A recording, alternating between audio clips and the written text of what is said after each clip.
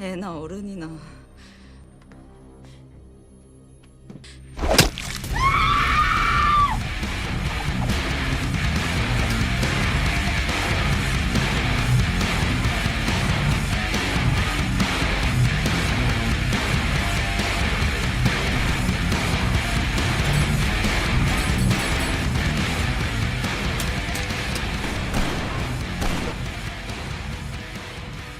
The Killers, A Girl Who Deserves to Die. Film ini, ampun deh, sangat ganas dan epik. Seorang pria yang pensiun dari pekerjaan lamanya, lalu menjalani kehidupan yang tenang. Tapi sebuah peristiwa yang awalnya kecil menjadi besar, gara-gara gadis remaja yang dijaganya diculik. Penuh adegan baku hantam tangan kosong dan juga senjata dari jarak dekat. Yang menyukai adegan adrenalin tinggi, jiwa barbarnya akan terbangkitkan gara-gara film ini. Dibintangi oleh Babang Jang Hyuk, N, rapper utama dari grup girl band GWSN.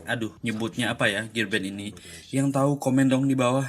Disutradarai oleh Cho Jae Hoon. Sebelum mulai kita bumper dulu.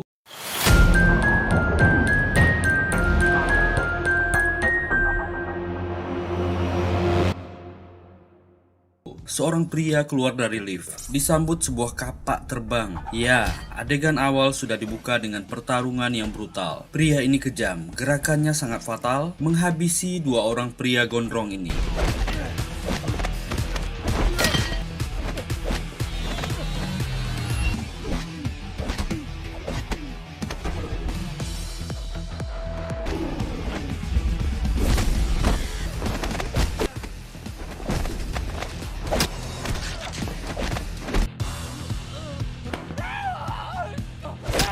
Lift terbuka, sekelompok pemuda masuk dan kaget melihat keadaan kedua temannya. Sebuah pesan WA masuk dari istrinya yang berbunyi, "Semoga gadis ABG yang dijaganya baik-baik saja." Inilah The Killers, seorang gadis yang pantas mati. Sore hari di sebuah rumah asri yang nyaman. Kalau kita tak melihat adegan pertama tadi, kita akan menyangka pria ini cuman om-om biasa yang kaya dan sukses karirnya. Pria ini bernama Pang Uigang dan ini istrinya Song Yeon. Pasangan yang bahagia dan harmonis. Istrinya cantik dan suaminya ganteng. Song Yeon rupanya punya permintaan kepada suaminya. Dia akan berlibur ke Pulau Jeju, sekalian ingin mensurvei lokasi untuk restoran yang akan dibukanya di sana. Dia akan pergi dengan temannya yang juga akan jadi partner bisnisnya. Si teman punya anak gadis ABG yang masih SMA. Dia ingin suaminya yang menjaganya, menjemputnya pulang sekolah dan akan tinggal di rumah sementara waktu. Uigang langsung keberatan karena istrinya akan pergi selama 2 minggu. Dia bukan babysitter yang menjaga bayi remaja, apalagi gadis ini akan tinggal di rumahnya. Istrinya memohon dan tak ingin debat. Dia memohon agar suaminya mau menjaganya. Jangan sampai dia terluka. Istrinya nggak mau tahu. Uigang harus menjaga anak ini. Inilah susahnya berdebat sama wanita. Pasti ente kalah bro. Uigang pun mengantar Song Yeon dan temannya yang bernama Soah ini ke bandara. Kita bisa melihat wajah Uigang penuh tekanan menerima tugas ini. Apalagi setelah kita tahu identitas pria ini sebenarnya. Mobilnya terparkir. Uigang tertidur menunggu gadis yang dijemputnya pulang sekolah. Gadis ini adalah Kim Yoonji, anak dari wanita bernama Soah tadi. Uigang menyuruhnya naik dan ternyata ada temannya yang bernama Hayong yang juga ikut. Yoonji meminta paman Uigang mengantar mereka ke Hongdae untuk membeli buku. Mereka memuji mobil Uigang yang mahal. Yoonji meminta izin, dia akan menginap di rumah Hayong, tapi tolong jangan beritahu ibunya.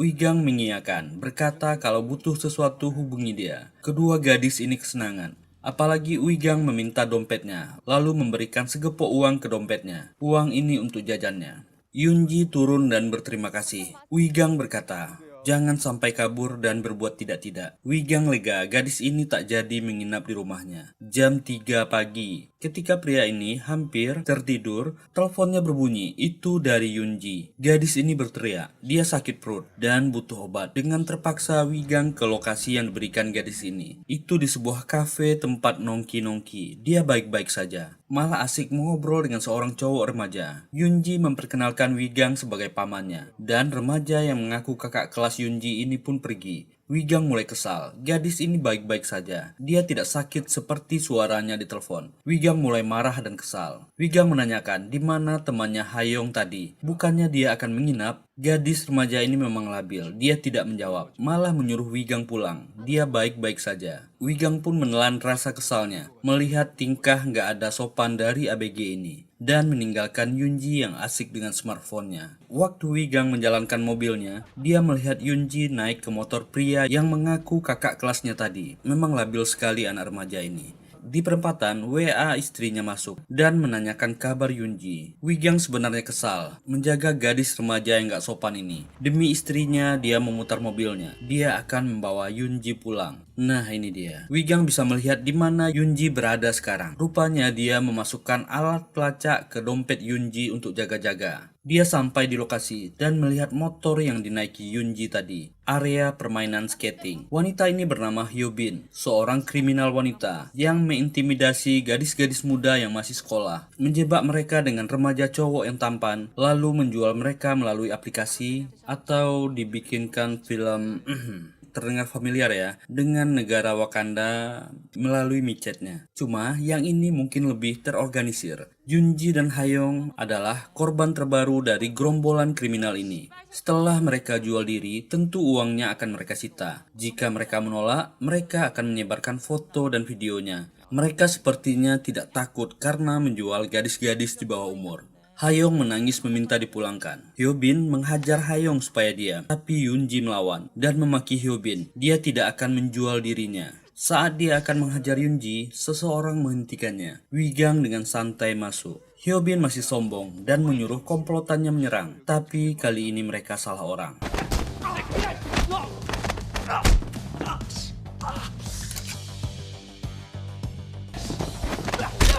나가네 좀.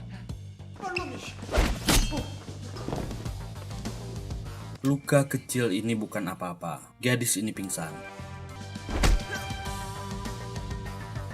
Kita makin penasaran, ini orang siapa sebenarnya? Besok pagi di rumah Wigang, Yunji sudah berada di rumahnya. Gadis ini mulai mengganggu Wigang dengan bertanya hal-hal yang tidak perlu. Gadis ini tidak takut padanya. Yunji penasaran apa pekerjaannya. Tinggal di rumah besar dan mobilnya mewah. Dan dia ahli berkelahi. Untuk membuat gadis ini diam, Wigang menjawab dia punya bisnis properti. Sepertinya 2 minggu menjaga gadis ini tidak akan menyenangkan. Wigang membawa Yunji keluar untuk makan. Mereka lewat di tempat Yunji dan kawannya disiksa kemarin. Tempat itu sudah dipasang garis polisi. Apa yang terjadi? Seorang detektif menghentikannya. Pria ini bernama Lee Sung Jun. Ternyata terjadi pembunuhan di area skate. Beberapa anak remaja ditikam. Sung Jun melihat Yunji dan berkata, apakah Wigang sering lewat di sini? Wigang menjawab, dia sering mengambil jalan pintas di sini. Detektif Sung Jun memperbolehkan Wigang lewat. Ada yang melihat gelagat aneh? Sepertinya Yunji kenal dengan detektif ini. Wigang memeriksa berita tentang mayat remaja di gelanggang skate es. Kelima orang ini adalah anak buah Hyunbin yang dihajarnya 1 hari yang lalu. Sementara gadis ini makin mencurigakan. Dia mengirim pesan kepada seseorang. Tiba-tiba bel berbunyi. Detektif Sung Jun tiba-tiba sudah sampai di depan rumah Wigang. Sung Jun mengatakan tujuannya datang. Mobil Wigang tertangkap CCTV 30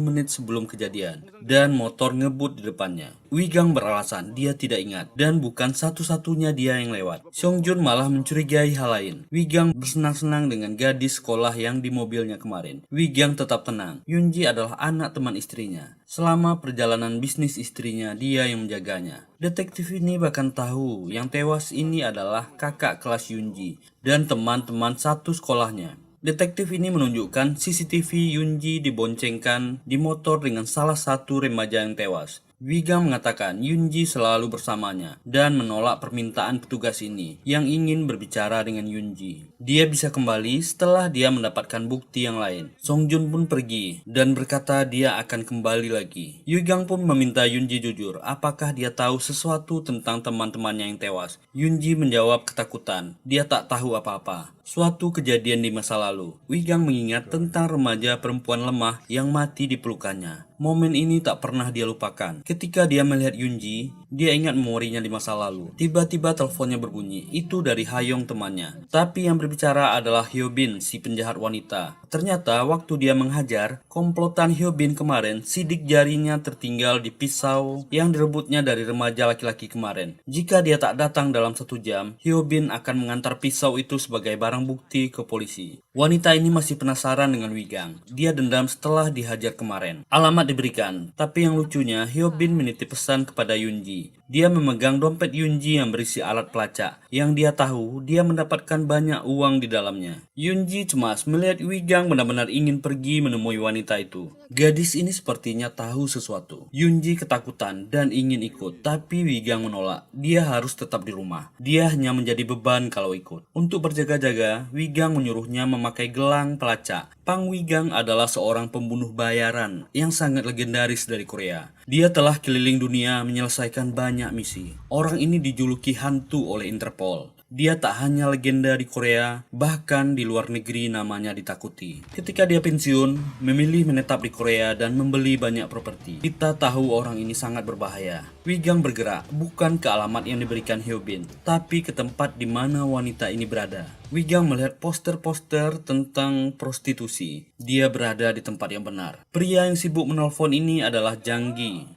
sepupu laki-laki dari Hyunbin, orang di balik penjualan gadis-gadis muda dengan memanfaatkan remaja-remaja sekolahan. Dia terkejut melihat ada pria di ruangannya. Itu Wigang. Wigang dengan santai bertanya, tempat apa ini? Janggi memarahi anak buahnya yang tak mengunci pintu. Hyobin yang masuk ke ruangan itu sangat kaget. Bagaimana mungkin Wigang sudah ada di sini? Wigang menunjuk Hyobin, dia mencarinya. Janggi marah, berteriak memanggil anak buahnya untuk menghajar Wigang. Hyunbin kebingungan, bagaimana mungkin Wigang menemukannya? Ini orangnya, ujarnya ke kakaknya. Anak buah Janggi ingin memukulnya, tapi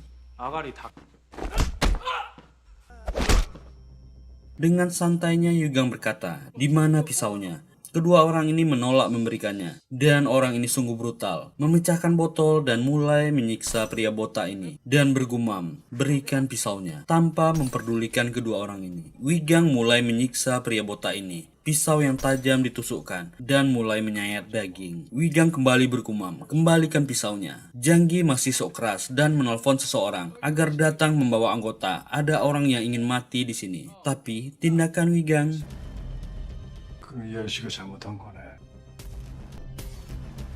tak punya pilihan. Janggi memberikan pisau kepada orang gila ini. Segera dia mengambil pistol di laci, mengancam akan menembak. Dengan santai dia berkata, "Jika si gundul ini ingin selamat, panggil ambulans sekarang." Janggi mulai menembak dan melarikan diri bersama Hyunbin.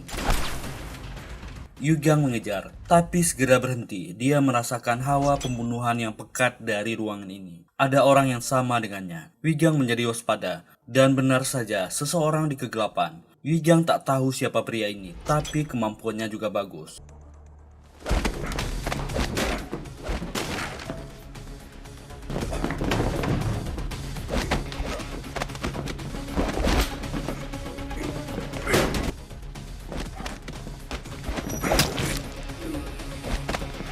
Pria yang menyerangkannya terluka. Wigang segera meninggalkan tempat itu. Wigang kembali ke rumah. Bagasi sudah terbuka. Ada jejak mobil dan CCTV sudah rusak. Ada orang yang menerobos paksa ke rumahnya. Yunji sudah hilang diculik. Waduh, ini orang-orang gak tahu berhadapan sama siapa. Melihat HP-nya, dia melacak di mana penjahat wanita Hyunbin ini berada. Wigang sampai di lokasi sinyal. Dia memecahkan kaca mobil. Alarm pun berbunyi, memancing orang-orang di atas. Jadi ini adalah salah satu tempat sindikat ini membuat film biru dan menjual gadis-gadis muda yang mereka tangkap. Terdengar teriakan di dalam kamar. Ternyata itu Hayong, teman sekelas Yunji. Wigang menanyakan, apakah dia tahu di mana Yunji sekarang? Terdengar suara orang berlari. Ternyata itu Hyobin yang tahu Wigang datang. Dia segera berlari keluar ketakutan. Mobil anggota kakaknya datang dan sudah siap menjemputnya. Tapi dia tertangkap. Melihat Wigang, orang-orang di mobil ketakutan dan kabur.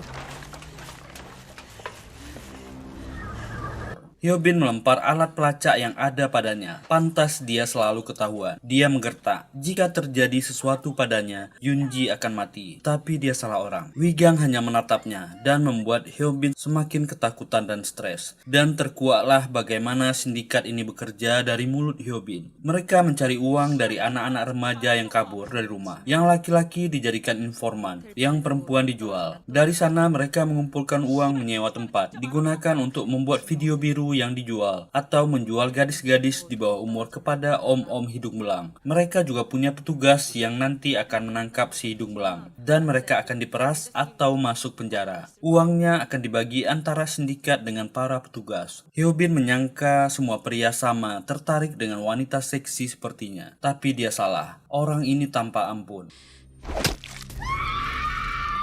Wigang dengan santai berkata, jika dia menusuk lebih dalam, arterinya akan pecah. Kaki kanannya tak akan bisa dipakai lagi. Wigang penasaran, kenapa mereka mengincar Yunji? Dia tidak lari dari rumah. Hyobin mengaku, ibu Yunji adalah Mami Germo kenalan kakaknya Janggi. Dia juga menjual anaknya dan sudah ada yang memesan. Tapi Yunji sulit diatur, makanya mereka menangkapnya. Rencananya Yunji dan beberapa gadis akan dikirim ke Rusia. Ada orang Korea yang sengaja memesannya. Wigang agak kaget, begitu tahu teman istrinya adalah seorang Germo. Hyobin pun terpaksa memberikan nama hotel. Di sanalah markas sindikat penjualan dan penyekapan mereka berada. Dan hanya kakaknya Janggi yang tahu siapa yang memesan Yunji. Mengaku hanya itu yang dia tahu. Wigang berpesan, jika dia kembali melakukan ini, dia akan mati. Detektif Sung Jun datang ke lokasi markas Hyunbin yang sudah ramai dengan petugas dan beberapa warga. Dan sepertinya dia menelpon seseorang. Song Jun menemukan tubuh Hyunbin yang penuh luka di tubuhnya. Wigang sampai di hotel yang dimaksud. Inilah markas sindikat Janggi, tempat prostitusi dan penjualan gadis-gadis muda. Inilah adegan di awal film, ketika Wigang naik lift dan berkelahi dengan kedua orang pemuda gondrong di awal. Dan kita lanjutkan adegan pertarungan yang terputus di awal tadi. Kita akan melihat keganasan pria ini.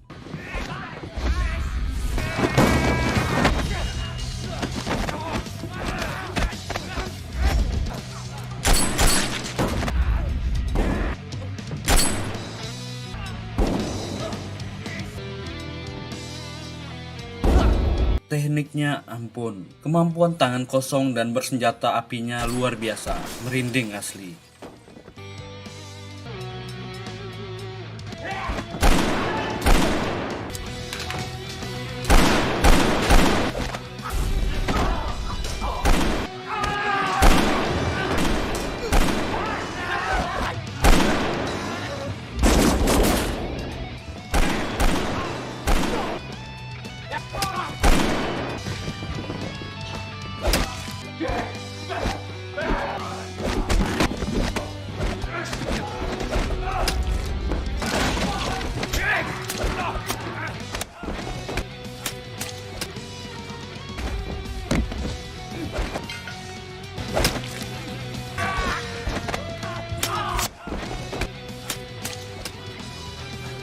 Melihat keganasan pria ini, puluhan gangster bersenjata lengkap hanya seperti anak kecil di hadapan pria ini. Tinggal 3 anak muda yang tersisa. Nyali mereka ciut. Mereka menghadapi monster dalam wujud manusia. Sekuat tenaga mereka lari untuk bisa hidup, tapi itu sia-sia. Dengan santai Wigang bertanya, satu orang tewas. Dia berkata, yang menjawab lebih dulu akan hidup. Yang satu ini bersumpah, benar-benar nggak tahu. Dia hanya diberi perintah dan tinggal satu tersisa, berlutut meminta maaf dan memohon untuk hidupnya. Wigang menyuruhnya jujur, hidupnya akan selamat. Pemuda ini berterima kasih dan pemuda ini mengaku dia nggak tahu di mana, tapi dia tahu siapa yang membawanya. Orang itu Hyungjo, pemuda berambut gimbal. Wigang baru sadar, si gimbal gondrong sudah dibunuhnya di atas. Mayat si gondrong jatuh dari atas. Orang ini nggak perlu hidup.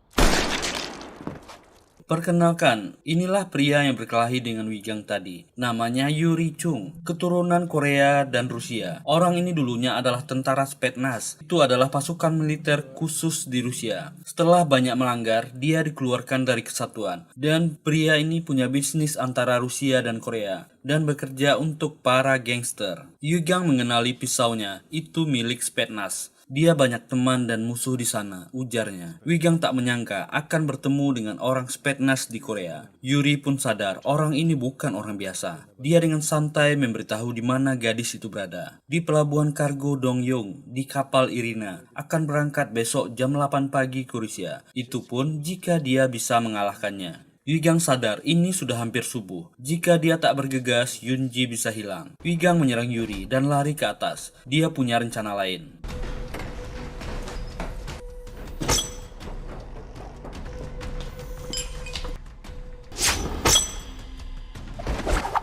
Wigang menyiapkan sesuatu di jendela. Pertarungan antara dua profesional terjadi.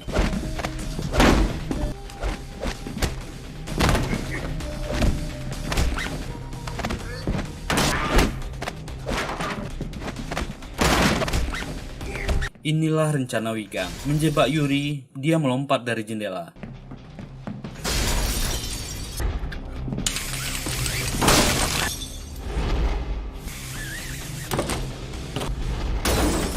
Detektif Song Jun datang, menyuruh Wigang menyerah. Dia membunuh gadis bernama Hyun Bin di sebuah apartemen dan ada bukti pembunuhan 5 orang yang tewas di area skate. Song Jun yakin dia adalah pelakunya. Dia menyuruh Wigang menyerah. Wigang menjawab, dia bisa ditangkap setelah dia menemukan gadis remaja bernama Yunji. Jika dia melihat TKP, dia bukanlah pelakunya dan Yunji adalah saksinya. Song Jun tak percaya dengan alasan Wigang. Saat dia akan menangkapnya, itu tak terjadi. Wigang menyuruhnya masuk ke dalam mobilnya. Dengan mobil, bersama Song Jun yang diborgol, mereka bergerak ke pelabuhan kargo Dongyong, hampir jam 8 pagi. Wigang sampai di pelabuhan Dongyong. Song Jun bertanya-tanya apa yang sebenarnya pria ini cari. Wigang menyaksikan sebuah mobil MPV masuk ke sebuah kargo dan melihat ada 2 pria menutupnya. Dan kembali dia berputar, menemukan kapal Irina. Lalu ada sebuah MPV yang akan bersiap-siap masuk ke kargo. Ada Yunji duduk di belakang. Rencananya, para gadis ini akan dikirim ke Rusia. Dan Song Jun mulai ketakutan. Mobil melaju kencang. Wigang mulai membunuh orang-orang di mobil dan menyelamatkan Yunji.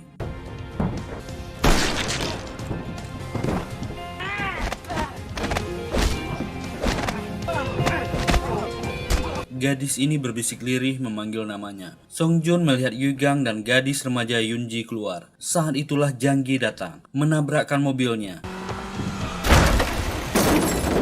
Pria ini masih belum sadar siapa yang dia lawan. Masih sok keras dan mencoba melawan.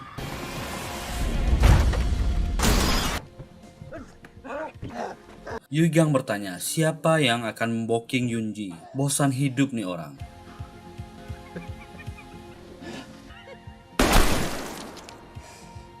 Wigang mengambil HP pria yang telah tewas ini. Song Jun mengutuk, pria ini sangat mengerikan. Kok bisanya Wigang dengan santai membunuhi orang-orang? Padahal ada dia saksi sebagai polisi. Teleponnya tiba-tiba berbunyi. Ini twistnya. Kenapa Wigang sangat santai? HP Jang Gi yang diambil terkoneksi dengan HP Song Jun. Dialah rupanya petugas kotor yang membantu bisnis prostitusi para gangster ini. Wigang berkata, orangnya telah mampus dan bukti suap ada di tangannya. Sekarang apa yang kita lakukan? Dia butuh petugas untuk membersihkan jejaknya. Song Jun pun tak ada pilihan. Petugas polisi yang lain berdatangan. Jadi Song Jun membuat alibi. Dialah yang membunuhi orang-orang ini karena melawan. Yunji adalah korban dan Wigang adalah paman yang berusaha mengejar ponakannya yang diculik. Rumah sakit Seon. Yunji dirawat di sana. Dia ditemani oleh Wigang. Gadis ini tak sadarkan diri selama 2 hari. Wigang berkata, sebentar lagi polisi datang. Ceritakan saja semua yang dia tahu. Sebelum pergi, Wigang mengatakan dia tak boleh menyalahkan dirinya. Dia anak yang beruntung. Wigang tak tahu apa derita gadis ini. Tapi dia tahu gadis ini sudah banyak menderita. Detektif Song Jung menemuinya di rumah sakit. Mengatakan kasus insiden beberapa hari kemarin sudah ditutup. Dia tak perlu bersaksi lagi. Wigang berkata kerjanya bagus. Sesuailah untuk seorang petugas Korea. forum. Song Jung penasaran dari mana dia tahu dia terlibat kerjasama dengan para gangster itu. Ternyata waktu Wigang jatuh menimpa mobil Song Jung, dia melihat mayat Hyun Bin di mobil itu. Song Jung tentu takut Hyun Bin akan mengaku kalau dia ditangkap. Jadi dia terpaksa membunuhnya. Menelpon Jang Gi untuk tak perlu khawatir. Wigang juga tahu kenapa Song Jung membawa mayat gadis itu ke hotel. Karena ada tempat pembakaran mayat di belakang hotel untuk memusnahkan barang bukti. Song Jung terdiam, tak menyangka semuanya dibongkar oleh Wigang. Wigang berkata, dia akan membayar jasa Song Jung dan memintanya membantu satu hal lagi. Dia ingin tahu siapa yang memesan dan membooking Yunji. Awalnya Song Jung agak ragu, tapi dia tahu pria di depannya sangat berbahaya dan bisa memberinya banyak uang. Dia berkata, orang-orang ini mempunyai hubungan dengan mafia Rusia. Dia tak akan bisa mengganggu orang ini. Wigang menjawab, dia tak perlu khawatir, cukup temukan saja orang itu. Dan mengingatkan bukti penyuapan masih di tangannya. Song Jung kesal, tapi terpaksa menurut. Sementara itu di suatu tempat latihan tembak. Pria ini adalah Son Yeonju, seorang pria paruh baya, instruktur dan pemilik tempat latihan tembak ini. Pria ini juga broker gelap penjualan senjata. Dia dan Wigang pernah bertugas bersama, tapi lebih dulu pensiun karena cedera. Wigang meminta Yeonju mencarikan sebuah senjata dari pasar gelap. Yeonju agak kaget, bukannya dia sudah lama pensiun. Wigang mengatakan dia punya sedikit urusan kecil. Dia ingin sniper M200 lengkap dengan peluru tajamnya dan satu peredam pistol. Istrinya menelpon dari Pulau Jeju dan menanyakan kabarnya. Apakah gadis itu baik-baik saja dan berpesan tolong gadis itu dijaga dengan baik. Wigang sedang berada di rumah sakit dan mengatakan agar Yunji istirahat, cepat sehat dan segera keluar dari rumah sakit. Dan Son Jung menelponnya. Dia mendapatkan informasi broker yang menjual gadis-gadis ini dari Korea ke Rusia. Rencananya Yunji termasuk di dalamnya. Jika Yunji sampai di Vladivostok, dia akan dibawa ke hotel yang dipesan atas nama Bak Hyung Ju. Wigang meminta Song Jung mengirimkan foto orang ini. Song Jung memintanya berhati-hati karena ini informasi antar negara. Pastikan dia tak menyinggung-nyinggung namanya. Inilah dia si broker Hyung Ju. Dia marah-marah dan ngamuk pengirimannya ke Rusia gagal. Dan Song Jung sebagai informan tak menjawab teleponnya. Yang dia tak tahu, Song Jung rela menjualnya kepada Wigang. Dia memaki-maki bawahannya dan menyuruhnya membawa tas. Mereka akan segera pergi dari sana. Tapi malaikat kematian sudah datang. Santai sekali babang ini, menembak tanpa perasaan.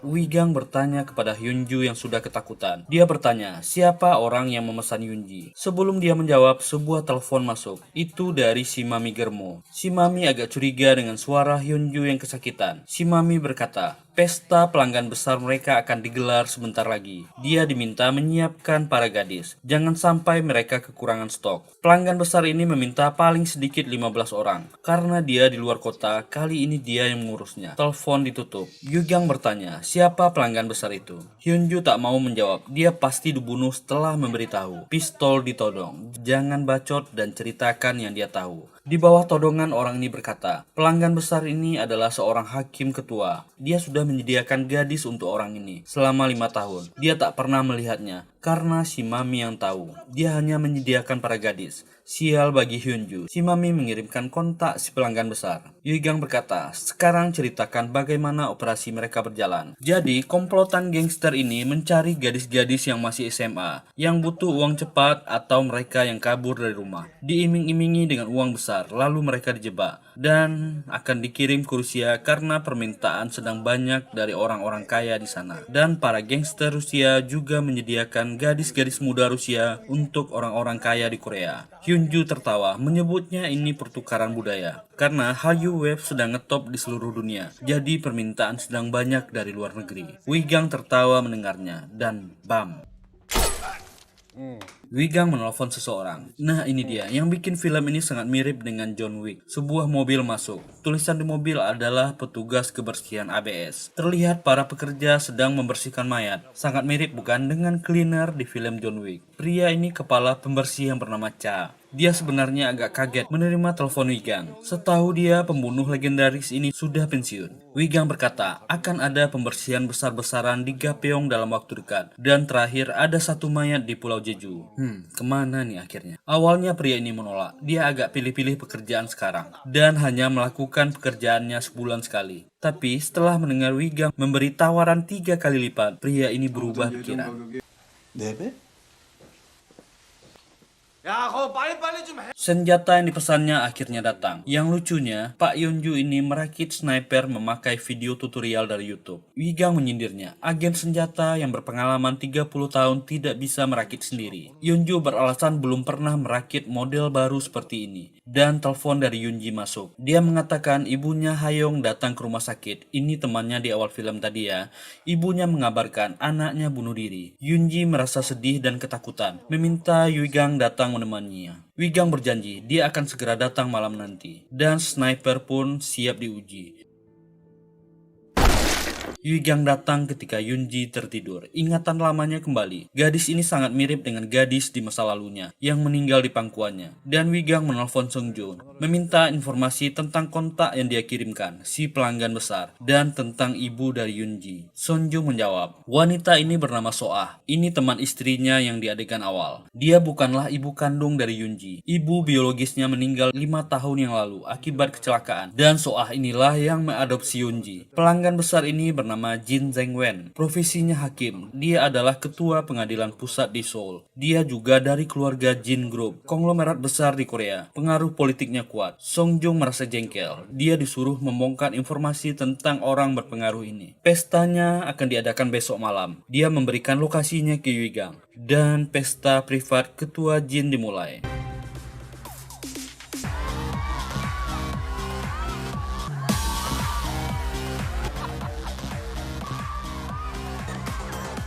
Salah satu pengawalnya berbisik, pesanan sudah datang. Ketua Jin langsung senang melihat gadis muda pesanan sudah datang. Satu persatu penjaga di luar gerbang dihabisi.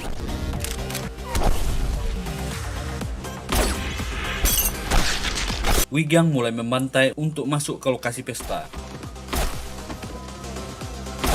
Yuri ternyata sedang berada di pesta privat ini. Sebagai kepala pengamanan, dia memanggil anak buahnya satu persatu lewat radio. Tidak ada jawaban.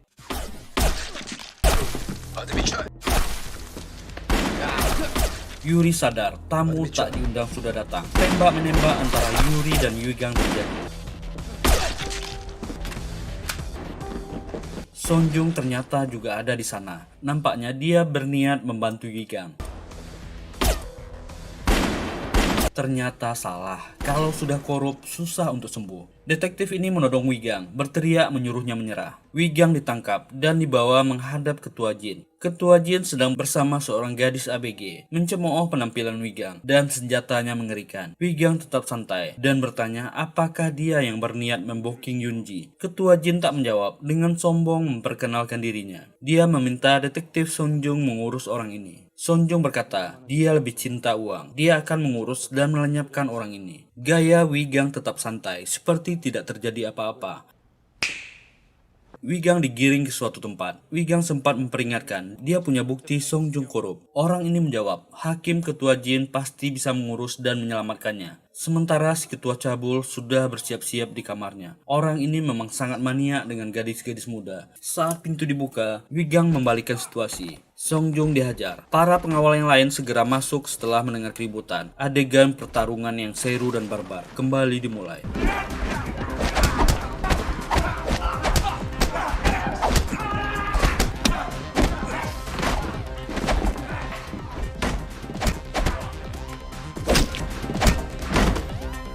Tak salah orang ini disebut legenda. Pistol Songjung disita. Dia meminta ampun dan menangis. Wigang dengan santai berkata, dia tadi sengaja ditangkap hanya untuk melihat wajah si ketua. Dan pistolnya menyala. Orang ini membunuh tanpa berkedip. Gangster-gangster yang terkapar pun semuanya dibunuh. Yuri datang dan mulai menembak. Pertarungan tangan kosong dan bersenjata antar kedua orang profesional ini terulang. Kali ini salah satu dari mereka harus mati.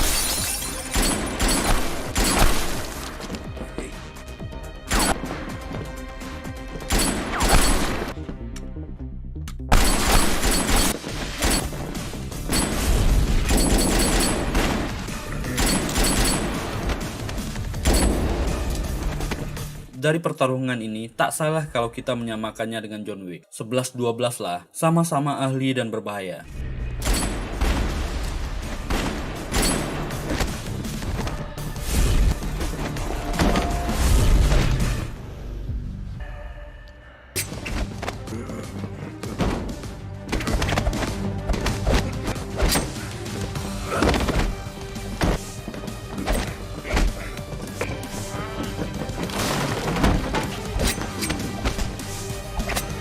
Yuri mulai kepayahan, dia menerima cedera lebih banyak dari Wigang, dan mulai oleng. Pembunuh dari Rusia ini akan tamat hari ini.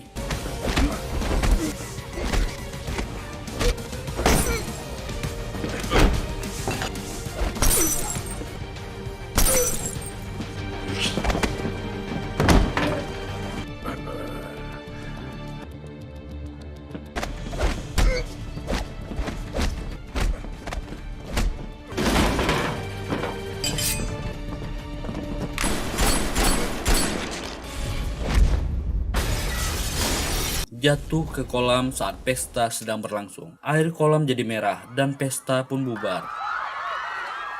Ketua Jin masih santai dan masih sempat mandi sebelum menikmati waktunya berdua dengan gadis muda yang dipesannya. Betapa kagetnya, begitu dia keluar dari kamar mandi, Yugang dengan santai menyuruhnya berpakaian. Melihat sekeliling berharap ada pengawal yang datang, tapi itu sia-sia. Tak akan ada yang datang, ujar Yugang. Ketua Jin masih coba tawar-menawar dengan pembunuh ini. Dia akan melindunginya. Apapun semua kegiatan ilegalnya di Korea, dia akan menutupinya. Wigang menjawab, dia sudah pensiun dan tak butuh dukungan. Wigang mempersilahkan orang ini duduk. Wigang bertanya, siapa yang bertanggung jawab di sini? Ketua Jin malah menyalahkan Shigeru Soah yang menyediakan gadis-gadis muda untuknya. Bahkan menjual anak adopsinya. Dia hanya pelanggan, tak tahu apa-apa, dan cuma menyalurkan hobinya. Ketua Jin menyuruh Yugang mencari wanita itu. Dia yang bersalah. Wigang tiba-tiba berdiri dan mengambil pistol di meja dan tertawa kembali. Ketua Jin merasa dirinya akan selamat ikut tertawa, tapi dia salah.